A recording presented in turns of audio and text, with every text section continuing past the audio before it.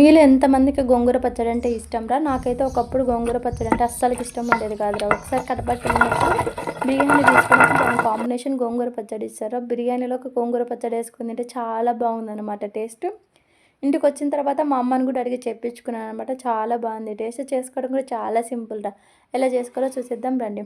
దీనికోసం వచ్చేసి పచ్చిమిరపకాయలు, టమోటాలు, గోంగూర మంచిగా వాష్ చేసుకొని కొన్ని వాటర్లో అయితే ఉడకబెట్టుకోవాలన్నమాట. గోంగూరలో కొంచెం ఇసుక ఎక్కువ ఉంటుంది కాబట్టి 2-3 టైమ్స్ అయితే వాష్ చేసుకోండి. వాటర్ అన్నీ మగ్గిపోయిన తర్వాత ఇలా మొత్తం అయితే ఉడుకుతుంది అనమాట.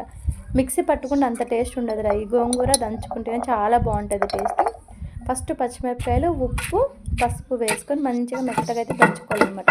దాని తర్వాత ఉడకబెట్టుకున్న టమాటాలు ఉన్నాయి కదా, టమాటాలు కూడా వేసి మంచిగా మిక్స్ చేసుకున్న తర్వాత గోంగూర వేసుకొని జస్ట్ గోంగూర అంతా మెత్తగా అయిపోయింటుంది కాబట్టి జస్ట్ ఒక 2 టైమ్స్ అట్లా అంటే సరిపోతుంది. ఎల్లిపాయలు వేసుకుంటే టేస్ట్గా క్రంచిగా బాగుంటుందిరా. పైన ఎర్రగడ్డలు వేసుకోండి. ఎర్రగడ్డలు ఎక్కువ మీరు మెత్తగా దంచుకోకుండా పైన అలా క్లోజ్గా వేసుకోండి. ఇలా పచ్చిగా తిన్నా బాగుంటుంది గోంగూర. లేదు పోపు పెట్టుకుని తిన్నా కూడా సరే ఎక్సలెంట్గా ఉంటుంది అనమాట టేస్ట్ అయితే. ఇది అన్నంలోకి చాలా బాగుంటుంది అనమాట టేస్ట్. రాగి సంగట్లేకి కానీ వీడియో నచ్చితే చిన్న లైక్ అయితే ఇచ్చుకుంటాం. Thank you.